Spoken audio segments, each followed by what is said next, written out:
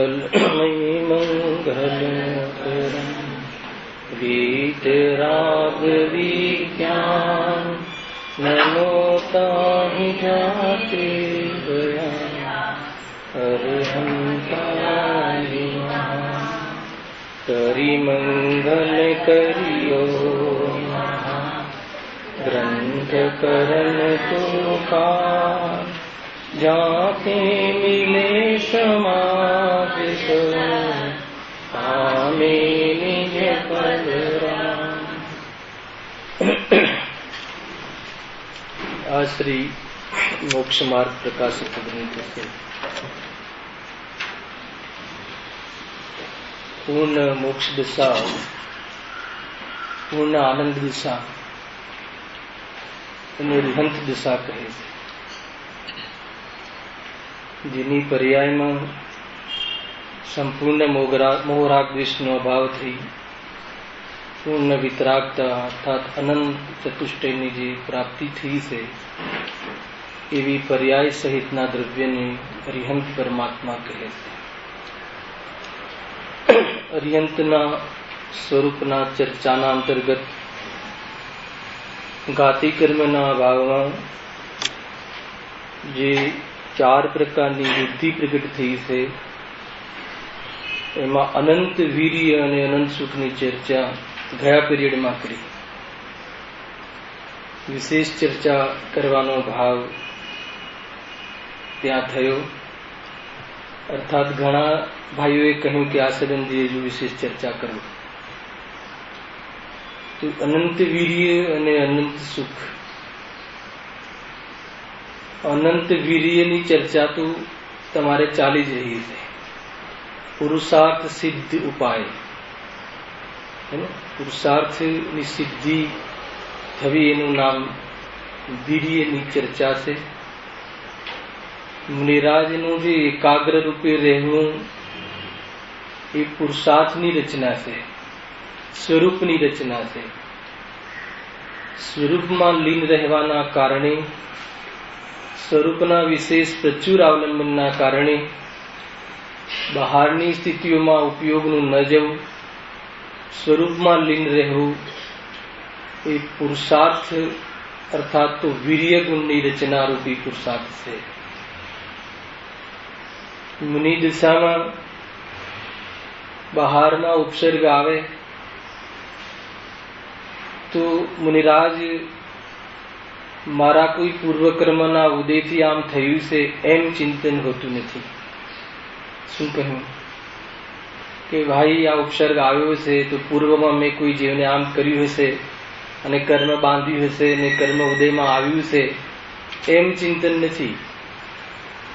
ત્યાં એમ વિચાર છે કે તે પ્રકારે શરીરનું થવું ઉત્પાદ વ્યય દ્રવ્યપણે ત્રિલક્ષણપણે પરિણમવું તે શરીરથી અભિન્ન છે.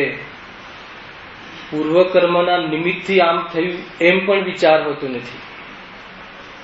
ત્રિલક્ષણી પદાર્થની સત્તા સ્વતંત્ર સત્તાના અનુભવનરૂપ મુનિરાજોને સર્વ પદાર્થોનું યથાર્થ જ્ઞાન હોવાથી ત્યાં અગ્નિનું તે રૂપે પરિણમન થવારૂપ પૂદગલથી અભિન્ન, શરીરનું રાખ રૂપે પરિણમન થવારૂપ તે પૂદગલથી અભિન્ન અને આત્મામાં તે ક્રમમાં તે પદાર્થનો જ્ઞાનનો ક્રમ તે જ્ઞાનનું પરિણમન એમ યથાર્થ સ્વરૂપનો ખ્યાલ હોવાના કારણે ઉપયોગ એકાગ્ર રહે છે.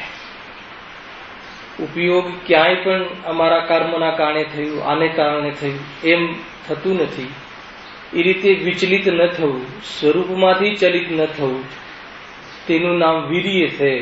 તેનું નામ વીર્ય ગુણની પર્યાયરૂપ પુરુષાર્થ છે.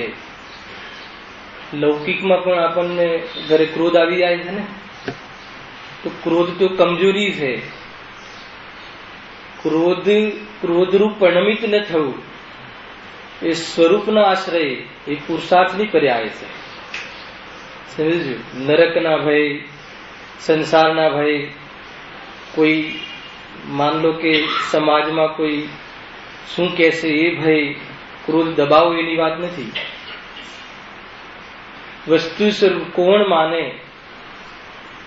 છોકરો આમ કરે એ તો મને આવા વાળો રાગ ભાવ છે, પરંતુ એ પ્રમાણે મારા વિકલ્પ પ્રમાણે તે અર્થમાં ક્રિયા થવી એ વસ્તુ સ્વરૂપમાં નથી. સમજો એક એક ચિંતન. વિકલ્પની કોઈ અર્થભૂત ક્રિયા હોતી નથી.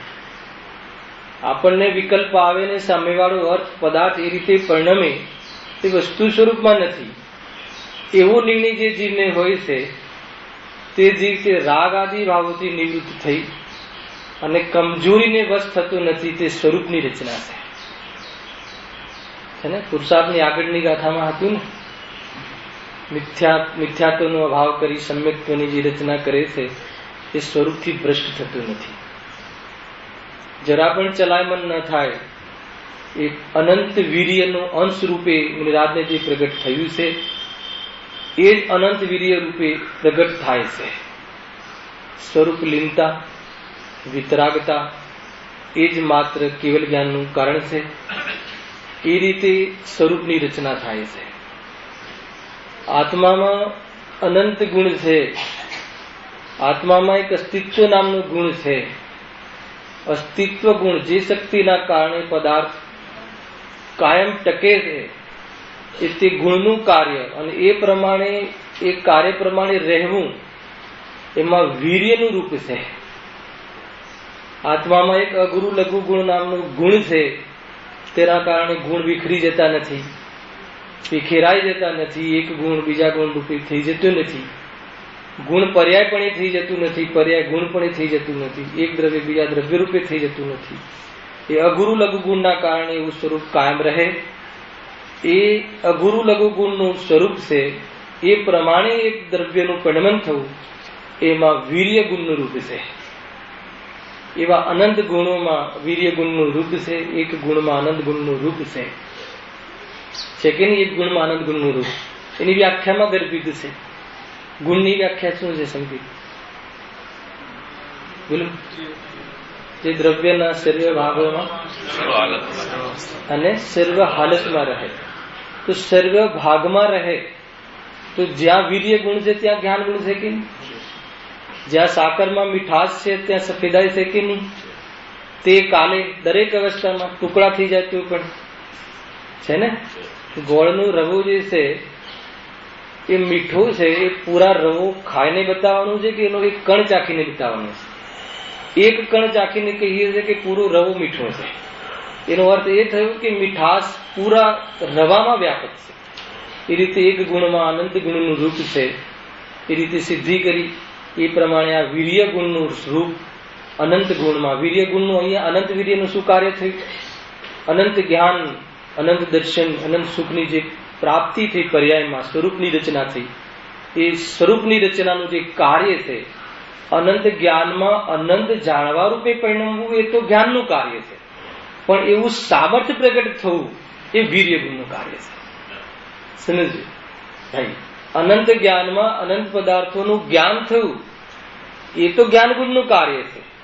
પણ એવું પર્યાયમાં જ્ઞાન ગુણની પર્યાયમાં એવું સામર્થ્ય પ્રગટ થવું અને એવું સામર્થ્ય કાયમ ટકવું અને એવું સામર્થ્ય ક્યારે પણ ઓછું અધિક હીન ન થવું એવી જે રચના છે એ વીર્ય ગુણનું કાર્ય છે.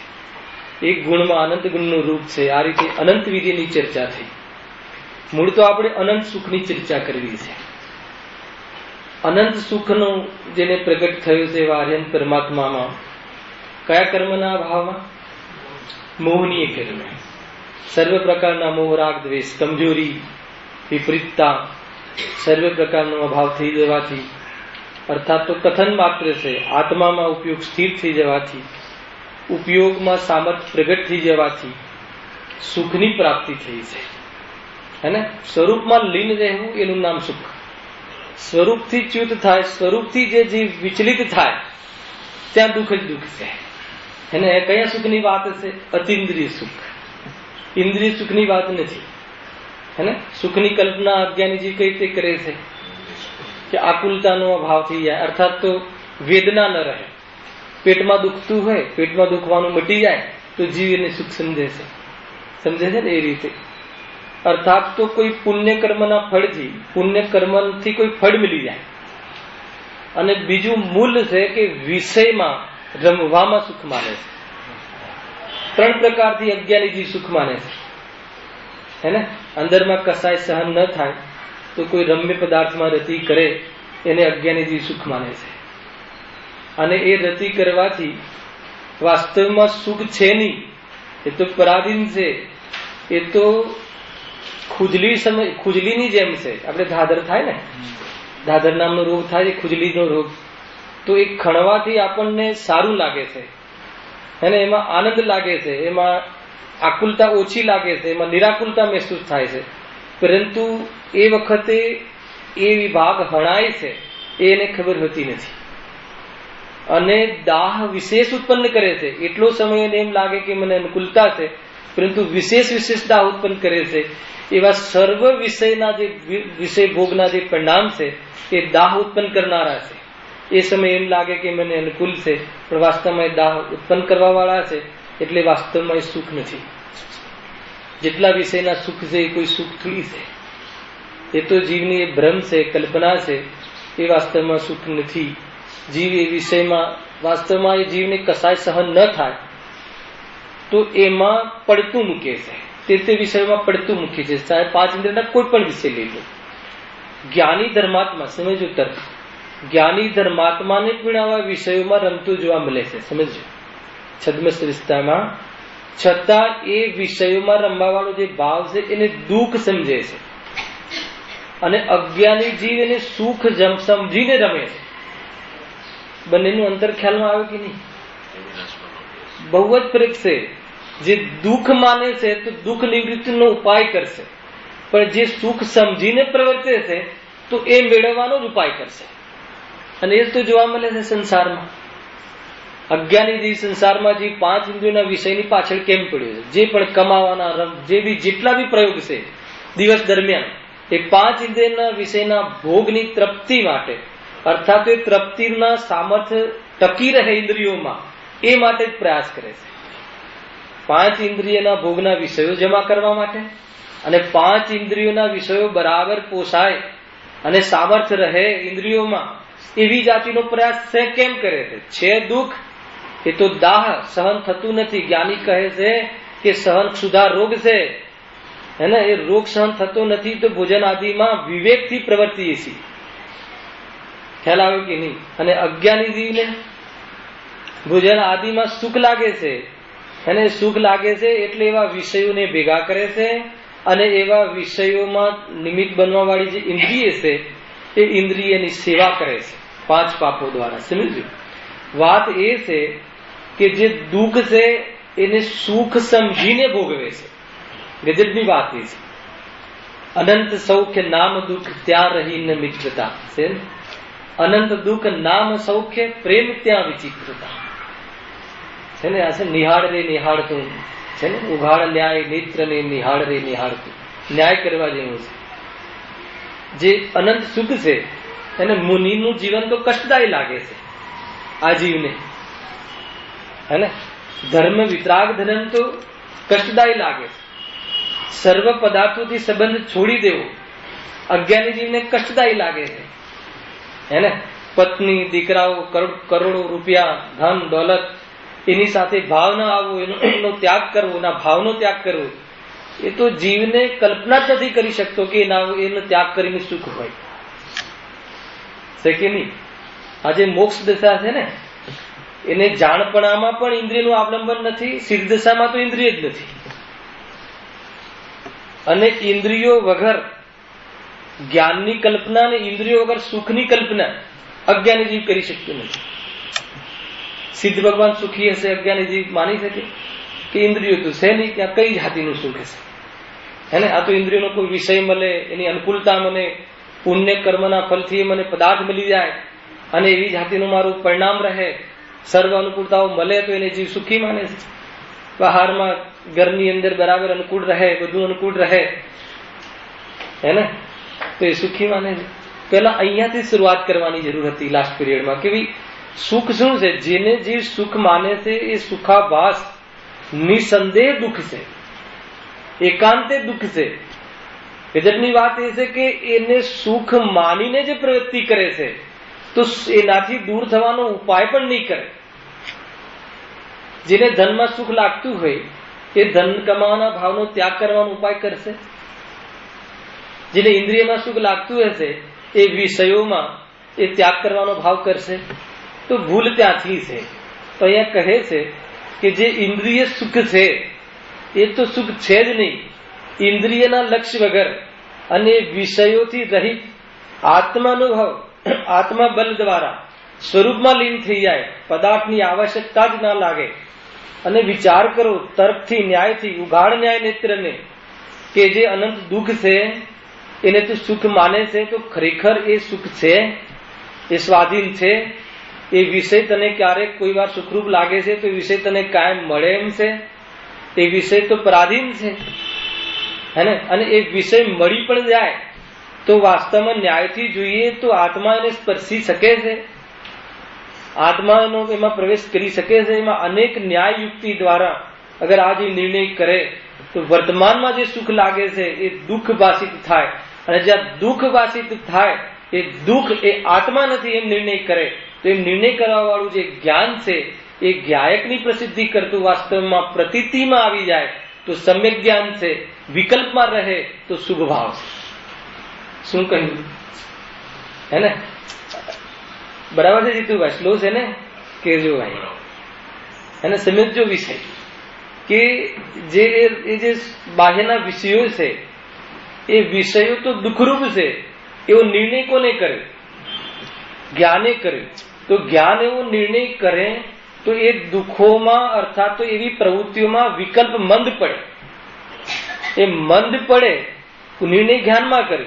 એ વિકલ્પમાં એ પ્રકારની પ્રવૃત્તિ મંદ પડે એ શુભ ભાવ છે. અને એ પ્રમાણે પ્રતીતિ કરે, એ ભાવોનો સ્વામી ન બને. અને એ જ્ઞાન જે થયું કે આ તો દુઃખ છે, આ દુઃખ છે એટલે આત્મા નથી, આત્મા તો સુખરૂપ જ હોય, પોતે સ્વયં સુખરૂપ જ હોય, સ્વભાવ ક્યારેય દુઃખરૂપ ના હોય. એમ નિર્ણય કરે કે આત્માનો સ્વભાવ નથી, આત્માથી પૃથક છે. એમ જ્ઞાનમાં જો પરિણતિ ઉત્પન્ન થાય અને એવી પ્રતીતિ રહે તો એ શું છે? સુખનો અનુભવ છે. અને એને એવા બહારમાં પરિણામ રહે અમુક અવસ્થા ભૂમિકામાં, પરંતુ એનાથી સ્વામિત્વ પણ એને પરિણમે.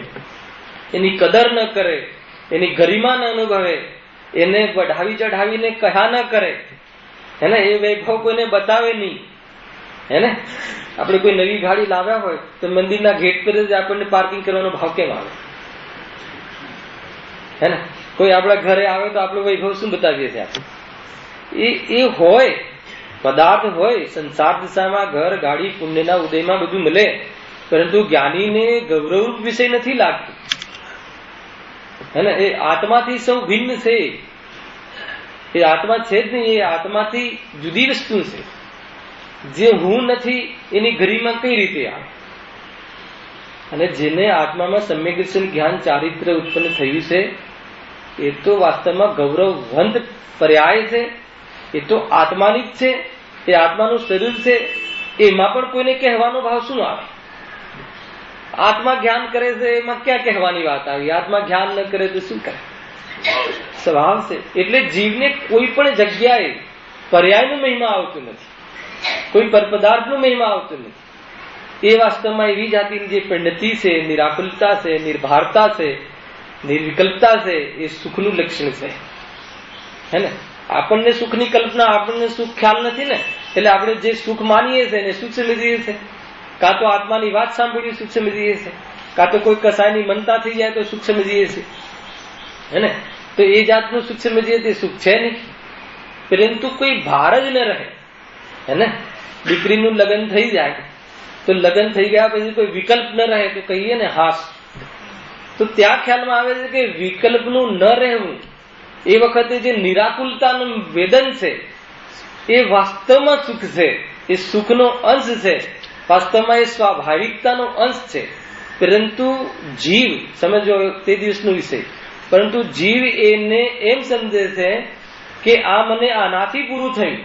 યદ્યપિ એ ગર્ભિત શુદ્ધતામાં આત્માને મુક્ત થવાની સામર્થ્ય છે નહીં, પરંતુ ગર્ભિત શુદ્ધતામાં એ જાતિના સ્વભાવ જોવાનું અનુમાન જ્ઞાનમાં પ્રવૃત્તિ બને તો જ્ઞાયકથી અભિન્ન થઈ અને શુદ્ધતા ફૂટે છે. એ રીતે કહેવું. સમજજો આ વિષયને, હે ને? બેને પ્રશ્ન પણ પૂછ્યો હતો ને કે જો કે વિકલ્પનું ન રહેવું એ તો સ્વભાવ છે ને. આપણે તમે પ્રશ્ન પૂછ્યો હતો લાસ્ટ ટાઈમ, મેં ફરીથી એ સાંભળ્યું, તમે પ્રશ્ન કર્યો હતો ને. બહુ મારો નિયમ છે, બહુ ગંભીરતાથી લઉં છું. કોઈ જીવ ક્યાંય બી કંઈ પૂછે તો એને બહુ ગંભીરતાથી લઉં છું. તો વિકલ્પ તીવ્ર થવો, તમે જો વિકલ્પ મંદ રહેવો, વિકલ્પ ન રહેવો, એ બધું વિકલ્પનું કાર્ય છે. નહીં તો વિકલ્પ ન કર્યો મેં એનો સ્વામી થઈ જશે, આજે પાછું કરતા થઈ જશે. ક્યાંય ને ક્યાંય એ કર્તાનું ભૂત ઘુસાડે છે. અને એ જયેશભાઈ, એ કર્તાનું ભૂત નાનું નથી. હું દુકાન ચલાવું છું એવી જાતિની બુદ્ધિ ત્યાં પડી છે. હે ને, એ તો એને વિષય બદલ્યો છે. પેલા દુકાનનો કરતા બને, કોઈ અહીંયા પૂજાનો કરતા બને, કોઈ અહીંયા રાગનો કરતા બને, ક્યાંય ને ક્યાંય કરતા બને. અને એ કરતા વાળી બુદ્ધિ લઈને જાય પણ જાય, ચાહે સ્વર્ગમાં મૂકી દેવામાં આવે તો પણ એ જીવ દુઃખી રહે. એટલે તો વિકલ્પનું સ્વરૂપ છે. વિકલ્પનું બદલાવવું, વિકલ્પનું મંદ થવું, વિકલ્પનું તીવ્ર થવું. હવે એ વિકલ્પ ન રહેવો, બીજો વિકલ્પ આવો, એ બધું આત્માનું સંપત્તિ જ નથી, આત્માનો વૈભવ જ નથી. પરંતુ ત્યાં આત્માનો જે સ્વભાવ છે, પર્યાયમાં, પર્યાયના ગર્ભમાં અવ્યક્તપણે, ગ્રંથિભેદ નથી એટલે વ્યક્ત નહીં, પરંતુ અવ્યક્તપણે પણ ત્યાં એ ત્યાં અવ્યક્તપણે પણ ત્યાં સ્વભાવ છે. અને એનાથી તો અકામ નિદ્રા થાય છે. અકામ નિદ્રા દરેક જીવને થાય છે ને. ગુરુદેવે કહ્યું અધ્યાત્મ સંદેશમાં, હે ને ભાઈ, બહુ હમણાં કર્મકાંડ ભણીને આવ્યા ને, કર્મની નિર્જરા, ત્યાં વિશેષ કર્મકાંડ ચાલ્યું. શું નિર્ણય કર્યો ત્યાં? હા ભાઈ સુરેન્દ્રભાઈ, શું નિર્ણય કરે? કેટલા કર્મની સ્થિતિ બંધ પડે છે, કેટલા કર્મની, આટલા કર્મની સ્થિતિ બંધ પડે છે. કર્ણાનું યોગ એક શબ્દમાં કહેવું સાંભળ્યું છે. કર્ણાનું યોગ કે ગમે એટલી સ્થિતિ પડે કર્મની, ગમે એટલા અનુભાગનું ફળ આવે, પણ જ્યાં સ્વભાવનું ચિંતન માત્ર કરે, ચિંતન માત્ર, જયેશભાઈ, સ્વભાવનું ચિંતન ઈમાનદારીથી, તો તે કર્મની જે સ્થિતિ છે એ અંત કોડાકોડી થઈ જાય. હે ને, હમણાં બહુ ડરીને આવે ને તમે કર્ણાનું યોગ સાંભળો, આટલી આટલી સ્થિતિ પડે, આટલા સાગરોની સ્થિતિ પડે, આવા ભાવથી આટલી સ્થિતિ પડે. કરણ લબ્ધિમાં સમ્યક દર્શનની વાત નથી જીતુભાઈ. આત્માનો વિચાર માત્ર કરે તો ઉત્કૃષ્ટમાં ઉત્કૃષ્ટ સ્થિતિ બાંધેલી હોય એની સ્થિતિ અંત કોડાકોડી થઈ જાય છે. અને સ્વભાવની પ્રતિધિ કરી દે તો કર્મના ભૂકા થઈ જાય છે, અકર્મરૂપ પણ નમી જાય છે, નાશ થઈ જાય છે. એટલે છતાં આચાર્ય કહે છે કે કર્મનું અકર્મરૂપ પરિણમન થઈ જવું એ સ્વભાવનું કારણ નથી. એ તો એ પ્રમાણે પરિણમ ઉત્પાદે દ્રવ્ય ત્રિલક્ષણી એ કાર્ય થવું તે કર્મનું છે. કોઈ સ્વામી બનવાની વાત નહીં. મેં કર્મ દૂર કર્યા, મેં રાગ હટાવ્યો, એ વાત છે ને. હું આત્મા, હું જ્ઞાન સ્વભાવી અને આનંદ સ્વભાવી. બસ આત્મા જ્ઞાન અને આનંદ સિવાય કાંઈ કરે નહીં. જ્ઞાન આનંદ સિવાય જે પણ કાંઈ કરે આત્મા નહીં. તો કરે તો છે તો નિર્ણય કરો અનાત્મા, એ આત્માનો વિભાગ નહીં, આત્માનો અંશ નહીં. વિકૃતિ તો વિકૃતિ છે ને, આત્મા થોડી છે. શરીર પર ફોડી થાય, શરીર થોડી છે. શરીરની વિકૃતિ છે, દૂર કરવાનો ઉપાય કેમ કર્યો છે? કેમ કે શરીર નથી, શરીરનો ભાગ નથી, શરીરનો અંશ નથી.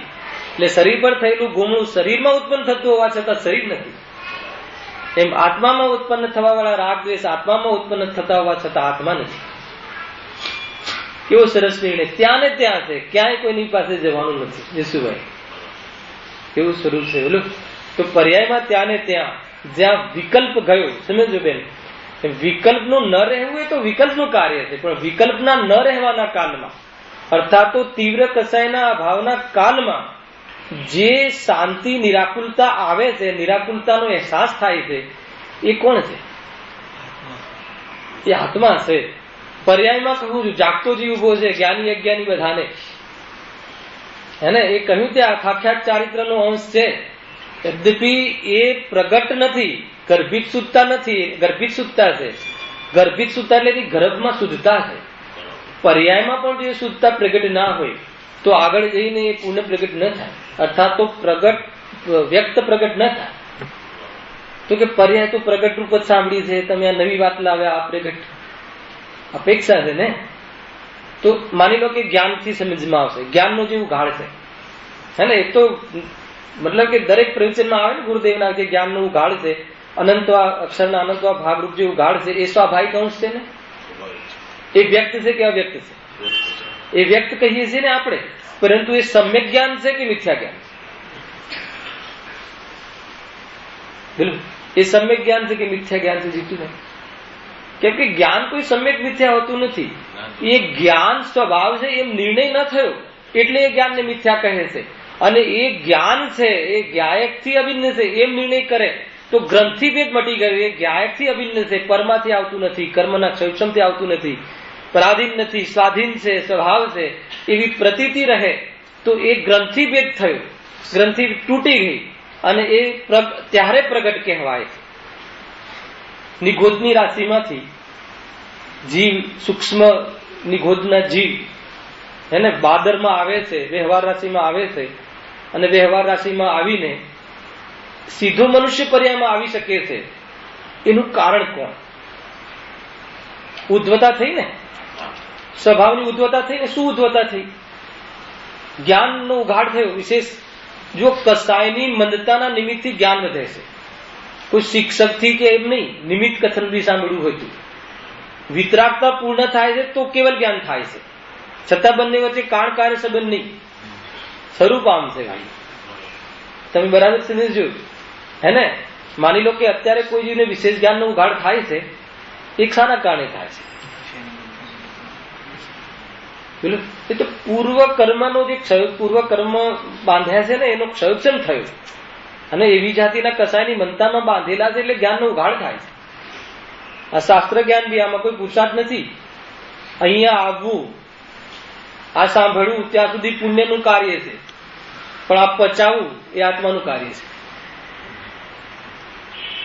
હે ને? આપણને આ પુરુષાર્થ લાગે છે ને કે શાસ્ત્ર સ્વાધ્યાયમાં આવ્યા છીએ, અમે સાંભળીએ છીએ, એ તો અમારો પુરુષાર્થ છે કે નહીં? તો કે પુરુષાર્થ નથી, એ તો પુણ્યનું કાર્ય છે. કેટલો કાળ વીતી ગયો, અનંત કાળ વીતી ગયો સાંભળતા સાંભળતા. તો કહે છે કે પચાવવું એનું નામ પુરુષાર્થ છે. સમજો, જે જીવ એ રાશિમાંથી બહાર આવે છે, ઉદ્ધવતાને પામે છે, 5 સંઘી 5 ઇન્દ્રિય પણ એ જ્ઞાનનો ઉઘાડ થાય છે. અને એકવાર કહ્યું હતું એક પ્રવચનમાં કે સંઘી પંચેન્દ્રિય નો જ શું કે 5 ઇન્દ્રિય અને મન સંબંધી જ્ઞાનનો ઉઘાડ થયો તો ત્યાં કયો શુભ ભાવ કર્યો હશે? ત્યાં કયા મંદિરમાં ગયો હશે જીવ? એને કેવલી ગમે છે, કસાયની મનતા થાય છે ત્યાં. હેને? ત્યારે ઘણું બધું આપણે તમારે સાંભળવાનું છે. હેને? નરક ગતિમાં તીર્થંકર પ્રકૃતિનો બંધ થાય છે. સંકલેશ પરિણામ કઈ લેસ્યા છે ત્યાં? કઈ લેસ્યા છે ત્યાં? 6 લેસ્યામાં કઈ લેસ્યા? હે? કૃષ્ણ લેસ્યા છે ને? કાળી લેસ્યા છે ને? ત્યાં તો સંકલેશ પરિણામ હોય છે ને. પણ જે તીર્થંકર બનીને જે જાય છે, તીર્થંકર પ્રકૃતિનો બંધ કરીને ત્યાં જાય છે, પૂર્વમાં જે એને અત્યારે સૈનિક રાજાને તીર્થંકર પ્રકૃતિનો બંધ નિરંતર થઈ રહ્યો છે. સંકલેશ પરિણામના કાળમાં પણ શુભ પ્રકૃતિ બંધાય છે. અલગ વિષય છે, હું લઈ જાઉં અંતર્ગત. ક્યારે જીવને પાપ પુણ્ય બંને શુભ અશુભ એક સમય બંધાય છે. હિંસા કરતો હોય જીવ ત્યારે તેને બહુ જ કમ સ્થિતિ અનુભાગ વાળો સ્વભાવ પણ મોજૂદ હોય છે. જયેશભાઈ પૂછે છે કેવી રીતે? ગુરુદેવે ત્યાં આપ્યું છે. માન લો કે અત્યારે આપણે લોજિક થી જઈએ કે 5 પાપ અત્યારે આપણને છે કે નહીં? હિંસા, જૂઠ, ચોરી, કુશી, પરિગ્રહ, જે શું હાલ છે કે નહીં? ક્યાં કયું પાપ કરી રહ્યા છે? બતાવો અત્યારે. અત્યારે કઈ હિંસા કરી રહ્યા છે? કઈ જૂઠું બોલી રહ્યા છે? પેલું 5 પાપનો અભાવ કોને હોય છે? મુનિરાજ. માત્ર મુનિરાજને એકમાત્ર 5 પાપનો અભાવ હોય છે. શ્રાવક દશામાં એક દેશ ત્યાગ હોય છે. જ્ઞાનીને પાપ બુદ્ધિનો ત્યાગ હોય છે. અજ્ઞાનને પાપ બુદ્ધિને પાપ બંને હોય છે. સમજો, પાપમાં સુખ બુદ્ધિ. હવે હાલ અહીંયા અજ્ઞાની આપણે માનો જે પણ કઈ બેઠા છે એને કયું પાપ દેખાય છે? તમે પ્રશ્ન પૂછ્યો જવાબ કરો તો એને પાપ અબુદ્ધિપૂર્વક એને પાપ ચાલી રહ્યા છે. મંદ બંધ છે, મંદ સ્થિતિ બંધ, મંદ અનુભાગ બંધ, પરંતુ આ ભાવ નથી થયો. ગુરુદેવે તર્ક આપ્યો ત્યાં કે અગર જો એકલો પાપનો બંધ કરે તો સ્વભાવનો નાશ થઈ જાય છે. કઈ રીતે?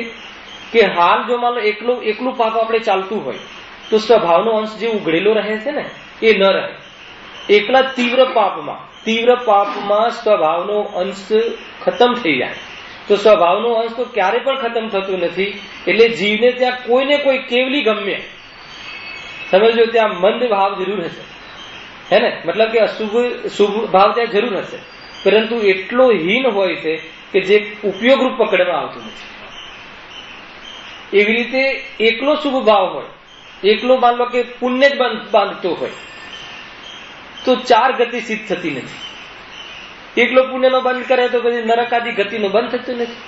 અત્યારે હાલ જીવ 4 ગતિનો બંધ કરી શકે છે.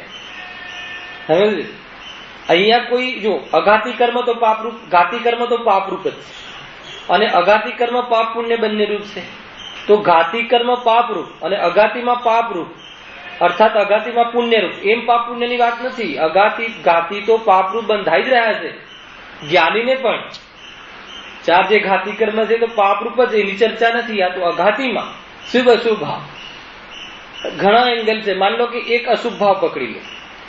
એક અશુભ ભાવમાં વાસ્તવમાં તો વિષયનું અતિકથન છે, પણ કસાયની મનતા એ શુભ ભાવ, હે ને, વિશેષ વિશુદ્ધિ એ શુભ ભાવ ને સંકલેશતા એ અશુભ ભાવ. હવે ખાવાની ક્રિયા કેવી છે? ખાવાનો ભાવ કેવો? પાપ ભાવ કે પુણ્ય ભાવ? હવે ખાવાનો ભાવ જે જીવ કરતો હોય એમાં એક તો પશુની જેમ ખાય, અને એક વિવેકથી ખાય. સમજો, ખાવામાં જ, હે ને, એક ઉભા ખાય. તિર્યંત ગતિનો ઉદય છે એને,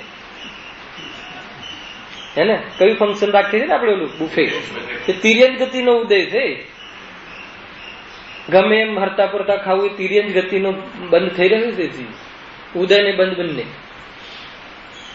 સમજો, તો એ વખતે જીવ જે પણ પરિણામ કરતો હોય છે, મતલબ કે 4 ગતિના અહીંયા પરિણામ બાંધતો હોય છે જીવ. એટલે જ્યારે ખાવાનો ભાવ છે તો પાપ ભાવ, ભાવની ઓરથી જોઈએ, પ્રવૃત્તિની ઓરથી જોઈએ તો પાપ પ્રક્રિયા છે. પણ એમાં ને એમાં મંદ સુખ થયા રાખે છે, આસક્તિમાં અંતર પડે છે. ભોગ પરિણામ કરે છે સ્ત્રી સંપર્કથી, તો પશુ રીતે ભોગવવાનો ભાવ, અને સામાન્ય કસાય આવી છે એના ત્યાગ માટેનો ભાવ, કસાય નીકળી જાય માટેનો ભાવ, અંતર પડે કે ના પડે? તો એ કોઈ કે પ્રવૃત્તિ તો પાપની છે, પરંતુ ત્યાં અંદરમાં એ જાતિની કસાય મન તીવ્ર થાય છે, ત્યાં શુભ અશુભનો બંધ પડે છે. ખ્યાલ આવે દીધું? આપણે એક જ સાંભળ્યું છે ને કે ભાઈ એ તો નરક ગતિ વાળાને તીર્થંકર પ્રકૃતિ બંધ કઈ રીતે ચાલુ રહે? મારકાટ કરતા હોય શ્રેણિક રાજા અત્યારે, અને તીર્થંકર પ્રકૃતિ શુભ પ્રકૃતિ છે. તો એ સંકલેશતામાં પણ અંતર છે, અને જે અંતર પડે છે એમાં એ પ્રકૃતિઓનો અનુભાગ આદિ સ્થિતિ આદિ બંધાય છે, હે ને.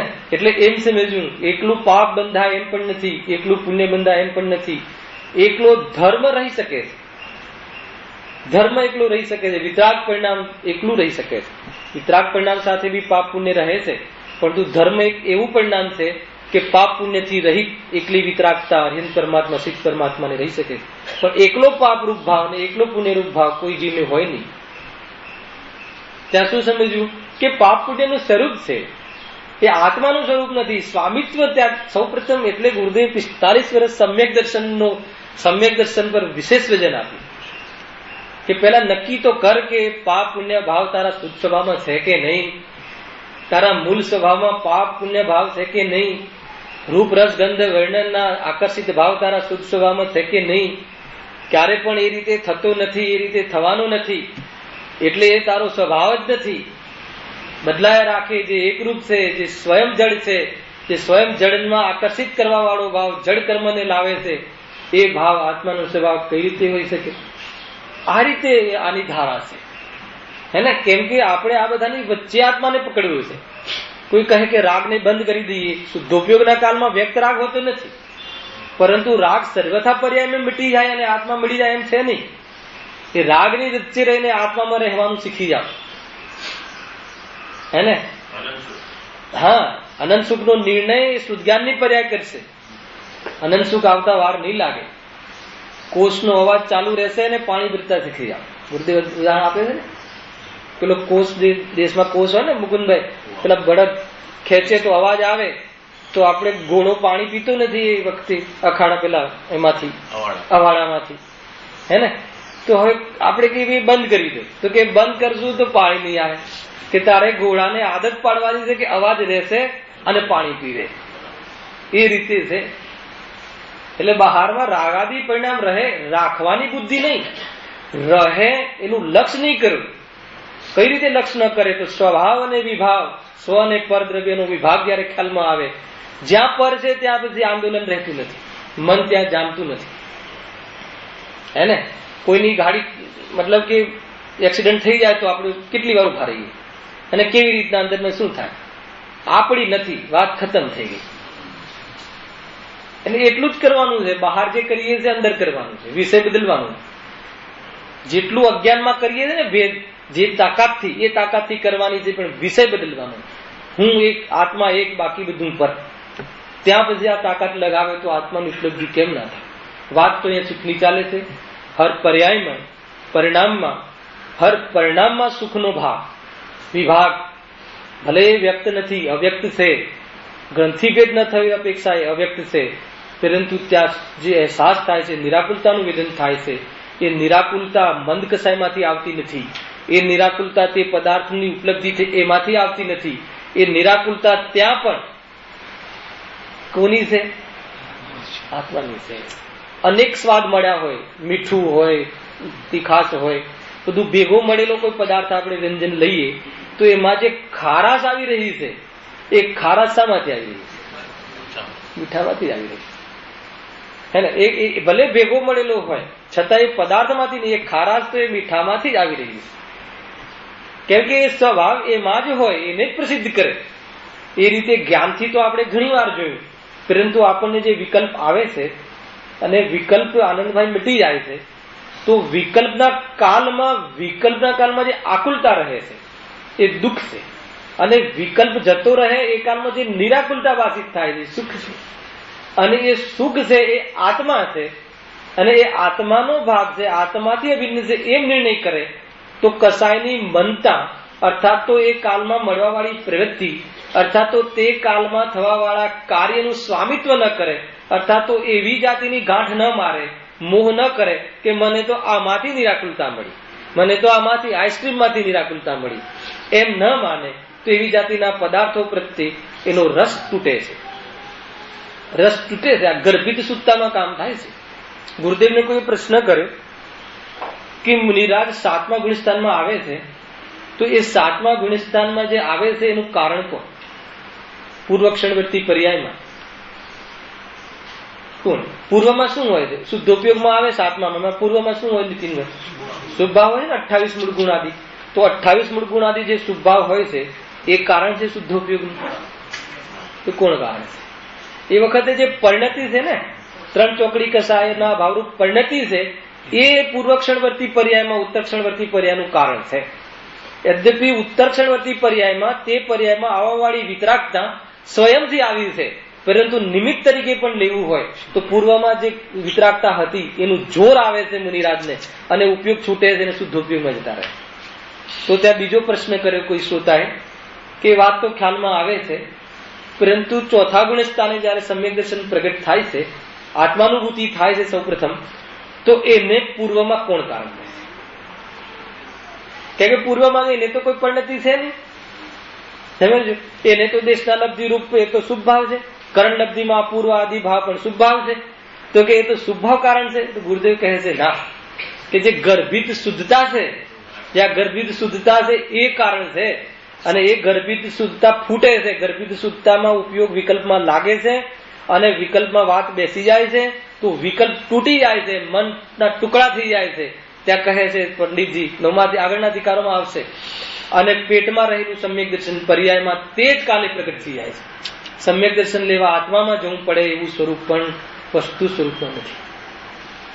દરેક પર્યાય સહિત દ્રવ્ય હોય છે, હે ને? પર્યાયને ક્યાંક ઉભું રહી જવાનું અને પર્યાયને આત્મામાં જવાનું એવું સ્વરૂપ નથી, ત્યાં જ છે, હે ને? આનું મારી પાસે પ્રમાણ છે. 17મી ગાથા, અનુભૂતિ સ્વરૂપ ભગવાન આત્મા આબાલ ગોપાલ સૌને અનુભૂતિમાં આવી રહ્યો છે. ક્યાંથી કહ્યું આચાર્ય કુલકુલદેવ અમિતભાઈ? અનુભૂતિ સ્વરૂપ ભગવાન આત્મા તો અનુભૂતિ સ્વરૂપ છે. અનુભૂતિ સ્વરૂપ છે એટલે સુધી ન કહ્યું, અનુભવમાં આવી રહ્યું છે. કોને? જ્ઞાનીને કહ્યું કે આબાલ ગોપાલ, બુદ્ધુને પણ ખ્યાલ આવ્યો કે નહીં? અનુભવમાં આવી રહ્યો છે એ છે. આવી રહ્યો છે આત્મા અનુભવમાં, પણ માની રહ્યો છે કે અનુભવમાં મને પરનો છે. બસ ભૂલ ત્યાં થઈ. હવે કેટલીક ક્ષણ બીજે જવાનું છે. જે પણ કઈ અનુભવમાં દ્રવ્યમાં શાનું પરિણમન હોય? પૂતગલમાં શાનું પરિણમન હોય? પૂતગલનું. તો આત્મામાં શાનું પરિણમન હોય? ચેતનનું. તો એ ચેતનનું પરિણમન તો કે વિભાવ છે ને. ગુરુદેવ કે હમણાં ચૂપ રહે, હવે તને લક્ષણથી બતાવીએ છીએ ત્યાંથી આવી જા, પછી તું આત્માને જોઈશ તો પછી રાગ તને ક્યાં છે દેખાશે. રાગ તને આત્મામાં નહીં દેખાય, રાગ તને લક્ષણ ભેદે જુદો દેખાશે. લક્ષણ ભેદે જુદો દેખાશે તો આત્મામાં જ તું આદર કરીશ તો એ રાગનું આયુષ્ય કેટલું, સમય સમય વર્તી રાગનું આયુષ્ય કેટલું. અને અચલ ને અનુપમ કેવી ગતિ છે? સિદ્ધ ગતિ. ધ્રુવ અચલ ને અનુપમ ગતિ. એને સમય સમય વર્તી પર્યાય અપેક્ષાએ, પરંતુ ધ્રુવ છે, જે અચલ છે, અનુપમ છે, ધ્રુવ રહેવા વાળી પિંડથી એ સુખને પ્રાપ્ત કરે છે. આજે પેલો કાંઈ કેટલા ઉપવાસ કરવાનું કહ્યું, કેટલા શાસ્ત્ર વાંચવાનું કહ્યું જયેશભાઈ, તો સારું થઈ ગયું. આમે આપણે ક્યાં વાંચીએ? જેને આ વાતની ખબર પડે, જેને આ વાત સમજાય, જે આત્માનો અનુભવ ન થયો હોય, અર્થાત આત્માનો અનુભવ થયા પછી વિશેષ શુદ્ધ ઉપયોગ ન થતો હોય, ત્યાં સુધી અગર કોઈ જીવ જોવા મળે તો જીન વચન દમયંતી, જીન વચનોના સંપર્કમાં અર્થાત તો એના આગમના સમાગમમાં આ જીવ રહે છે. હે ને?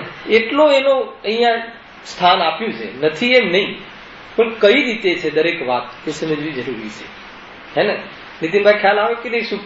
સુખ ક્યાં જોવાનું? પરમાં જોવાનું કે શુદ્ધાત્મામાં જોવાનું? અરે જ્યાં ઉભા છે ત્યાં જ સુખ છે. આ તો નવી વાત લાગે છે. તમે વાંચજો અને આગળ આવવા વાળો છે અધિકાર. એને હવે જયારે આવે ત્યારે આપણો નવો અધિકાર ક્યારે પૂરા થશે ને ક્યારે આવશે ત્યારે થશે. પણ આ તો પહેલા સૂત્રમાં કહી દીધું ને, હવે ક્યાં ચિંતા છે ને? હર સમય જે આપણને નિરાકુલતા હાસ લાગે છે તો આપણને એમ લાગે છે કે મેં આ ખાધું એટલે હાસ થયું. આચાર્યદેવ કહે છે કે વિકલ્પ ન રહ્યો એટલે હાસ થયું, અને વિકલ્પ ન રહ્યો એમાં તે કાંઈ નથી કર્યું. ગજબ છે. વિકલ્પ ન રહ્યો વિકલ્પનું કાર્ય, અને હાસ થયું તે આત્માનું કાર્ય, અને વિકલ્પ ન રહ્યો એમાં તે કાંઈ નથી કર્યું.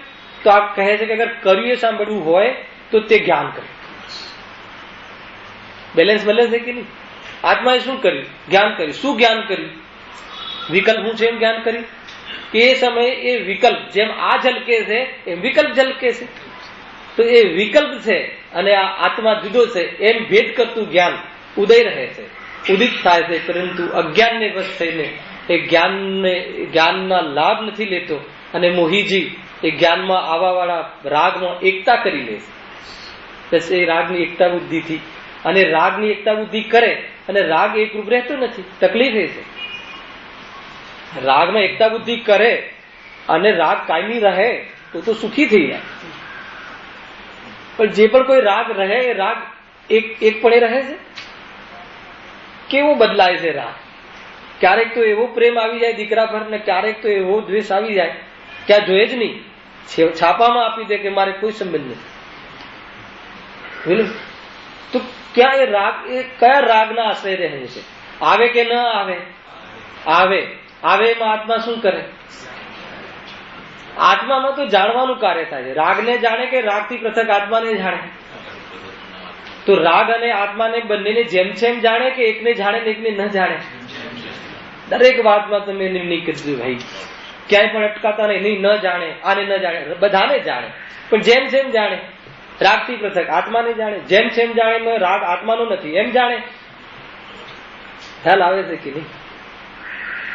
ગજબની ચર્ચા છે, સમજવા જેવું છે ભાઈ. આ છે અનંત સુખ, અને આ જે અંશ છે એ અંશ અગર એ અંશથી અંશી પકડમાં આવી જાય કે આવું હાસ ક્યાંથી આવે છે એની શોધ એની ખતમ થઈ જાય.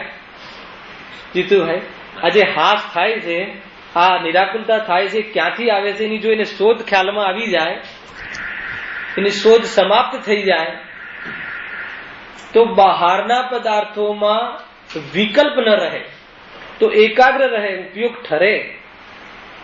એને પ્રયોજન સારમાં એક છે ને ઓલું ઉદાહરણ કે સમુદ્રની વચ્ચે વહાણ છે અને વહાણ પર એક પક્ષી બેઠું છે.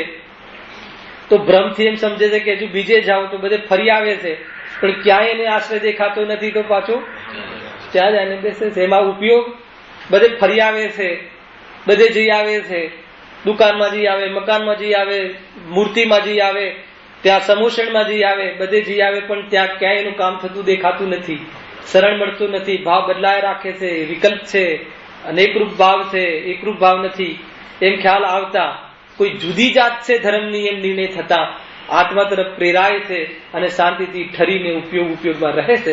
એ રીતે પોતાના વહાણમાં આવી જાય છે. આમાં શું કર્યું આત્માએ? જ્યાં હતો ત્યાંનો ત્યાં, હે ને, ત્યાં જ છે. પેલું આ તો જીવને મહેનત બતાવીએ છે ને, પછી બીજું વ્રતોનું શું થશે? પછી આપણે બધું એના કાળમાં થશે. અરિહંત ભગવાનને ડર રહે છે કે સમોષણનું શું થશે? હું અરિહંત થઈશ તો મારું સમોષણ કોણ બનાવશે?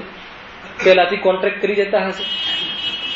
હે, ઇન્દ્રો આવે છે એમના જન્મ વખતે તો કહેતા હશે, જો હું તીર્થંકર બનવાનો છું, ધ્યાન રાખજો, મારું સમોષણ બરાબર અહીંયા આ પ્રમાણે ફર્નિચર આ પ્રમાણે બનાવજો.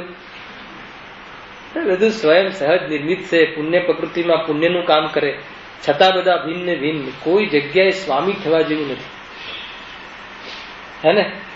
પોતાનો સ્વામી પોતે, અને પોતે પોતાનો માલિક. કેટલી નિરાકુલતા આવી જાય. અને આપણો કોઈ માલિક હોય તો કેટલી પરાધીનતા આવી જાય. પણ નોકરીમાં તો રહે ને કે નોકરીનો ભાવ કોણ કરે, હે ને. આત્માની વાત છે ભાઈ.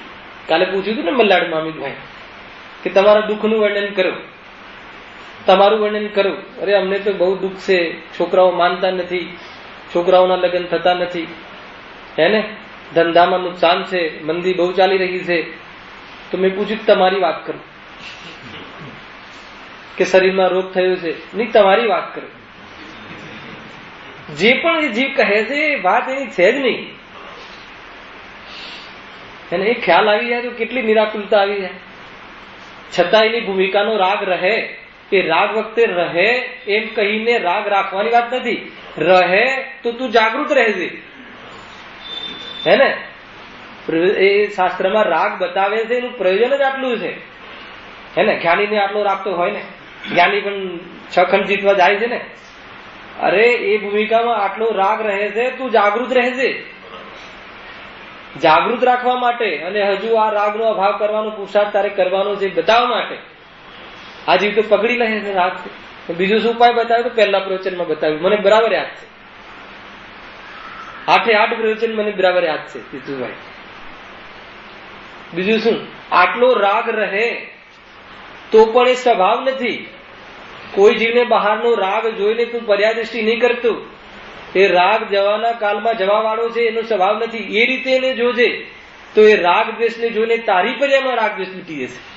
એ રાગ દ્વેષને ન જોતા તારી પર્યાયમાં રાગ દ્વેષ મીટી જશે. કેટલું સરળ. ન તો એની પાસે મટાડવા જવાનું છે, ન તો ક્ષમા માંગવા એની પાસે જવાનું છે.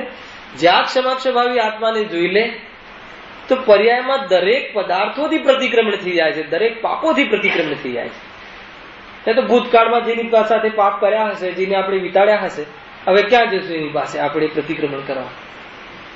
પ્રતિક્રમણ કરવા આત્મા પાસે જવાનું છે. જ્યાં તું ફર્યો નથી, જેની પાસે ગયો નથી એની પાસે જા, તો બધે ક્ષમા થઈ જશે. એ છે રહસ્ય. આ છે મતલબ કે કેમ ગુરુદેવે એક આત્માને મુખ્ય કરીને કહ્યું. એ શ્રુતના ધણીએ એક આત્માની વાત ફૂટીને કર્યું, ગરજીને કર્યું. અત્યારે વિદેશ ક્ષેત્રમાં 20 તીર્થંકર ગરજી રહ્યા છે, અને એવી ગર્જના ગુરુદેવે અહીંયા કરી, સમજજો, હે ને. નહીં તો આપણે તો કેવા મને રાગ થાય છે, મને તો આ થાય છે, અને થોડીક મંદિરમાં બહુ શુભ ભાવ આવી જાય તો હું તો જુદો બધાથી, મને તો બહુ જ હું તો કઈ અલગ છું. ખ્યાલ આવે કે નહીં?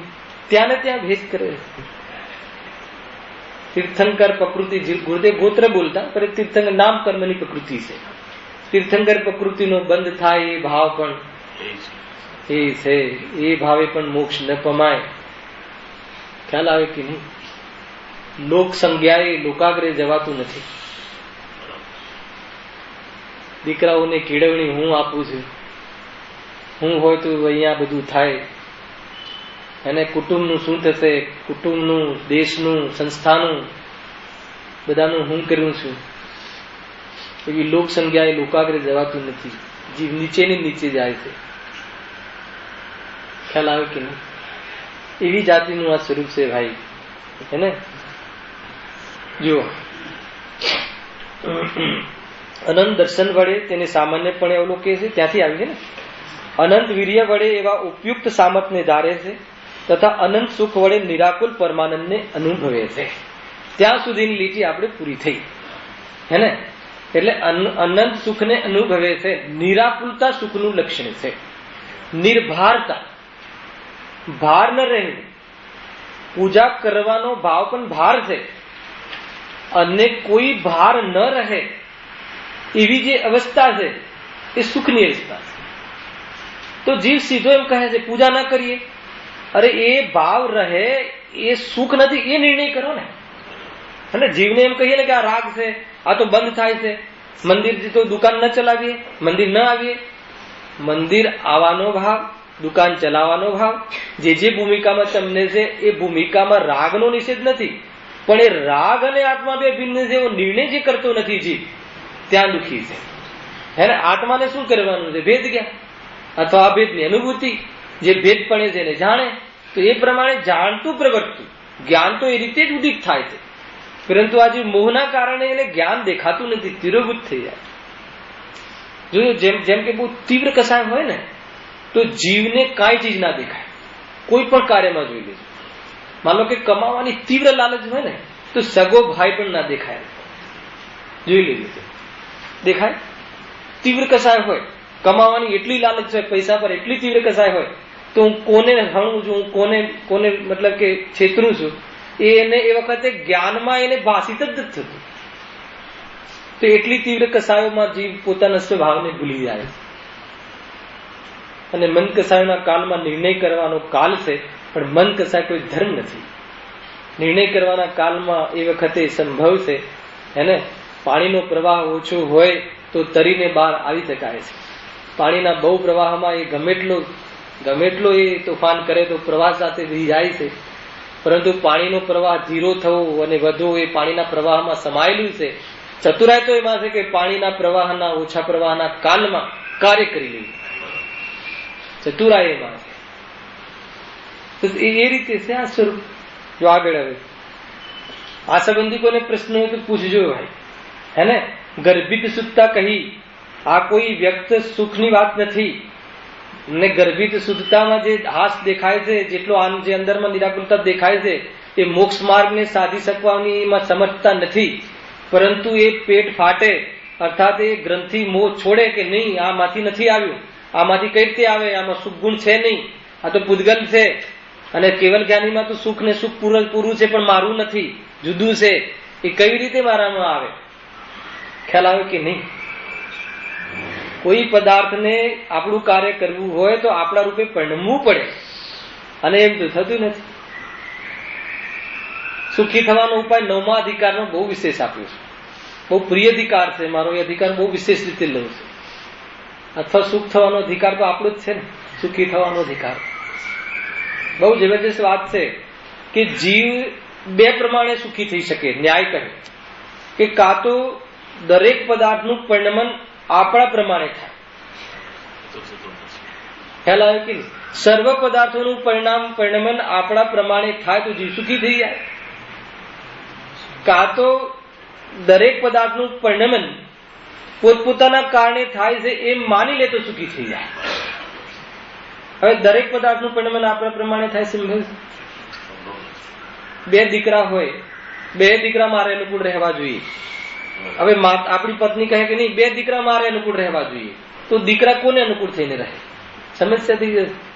એ સંભવ પણ નથી. કદાચિત કોઈ પદાર્થ સર્વ પદાર્થોમાંથી પોતાના વિચાર પ્રમાણે પરિણમતો દેખાય છે તો આ જીવને ભ્રમ થઈ જાય છે, હે ને? કે છોકરો મારું કહ્યું માને છે, તમારું કહ્યું નથી માનતો. ઘરે આ બહુ ચાલે ને, તમારું જ માને છે. માને છે એ માને છે એ તમારા કારણે માને છે. અને એ નિર્ણય થઈ જાય કે કોઈના કારણે માનતો નથી તો અપેક્ષા રહે કે આ મારા કારણે માને, હે ને? કોઈ આખી આયુ દરમિયાન આપણને વિકલ્પ જ ના આવે કે આ મારા કારણે માને.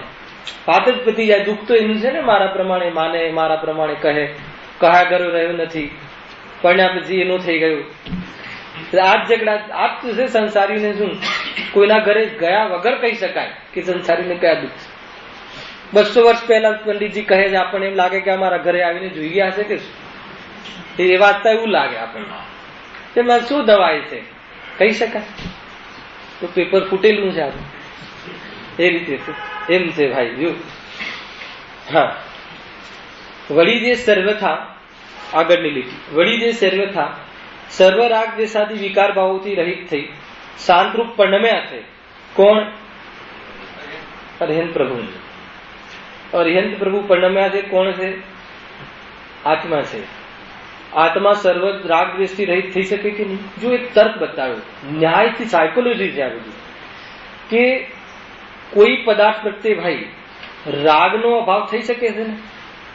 આપણે લૌકિકમાં, જ્ઞાનીની વાત નથી, કોઈ પદાર્થ પ્રત્યે આપણે રાગ નથી. દુનિયામાં કેટલા પદાર્થો છે, દરેક પદાર્થ પ્રત્યે રાગ છે. અર્થાત જેના પ્રત્યે રાગ છે એ વખતે એનો રાગનો મંદ પણ પડી શકે છે ને? તો જો રાગ મંદ થઈ શકતો હોય તો આ ભાવ કેમ ન થાય? સમજજો, આ તર્ક છે. જે રાગ નીકળી જતો હોય કોઈ પદાર્થ પ્રત્યેનો, તો સર્વ પદાર્થ પ્રત્યે રાગ કેમ ના નીકળી શકે? આ રીતે ન્યાય આપે છે જ્ઞાનીઓ. એટલે રાગ દ્વેષનો અભાવ કોને કર્યો? અરહંત ભગવાને. એ તો કથન વ્યવહારનું છે. તો ભગવાન છે. જ્ઞાન, ભ એટલે જ્ઞાન કહે છે ને, ભ એટલે આનંદ અને ઘ એટલે જ્ઞાન. આનંદ અને જ્ઞાનથી સંપન્ન, વાન એટલે સંપન્ન જે હોય તે ભગવાન. જ્ઞાન આનંદથી સંપન્ન કોણ છે? પર્યાય અપેક્ષા જોઈએ તો અર્યન સિદ્ધ, અને સ્વરૂપ અપેક્ષા જોઈએ તો જીવ માણસ. આપણને સામાન લાભ છે. પર્યાય અપેક્ષા જોવાથી લાભ છે કે સ્વરૂપ અપેક્ષા જોવાથી લાભ છે? પર્યાય અપેક્ષા એ તો ખાલી પ્રમાણ છે, જે જાણતો અર્યંતને દ્રવ્ય ગુણ પર્યાય પડે. તે જીવ જાણે આત્મને પછી મોહ પામે લેખ. તેવી રીતે પોતાના શુદ્ધાત્માને જાણે. આપણે અર્યંતને તો જાણીએ છીએ, પણ તે પ્રમાણે આત્માને જાણતા નથી. એટલે અર્યંતને જાણવા સુધી રોકાઈ ગયા છે. અહીંયા તો કહે છે કે જેણે આત્માને ન જાણ્યો એને અર્યંતને પણ ન જાણે, અને જેને આત્માને જાણ્યો એને અનંત અર્યંતોને જાણે.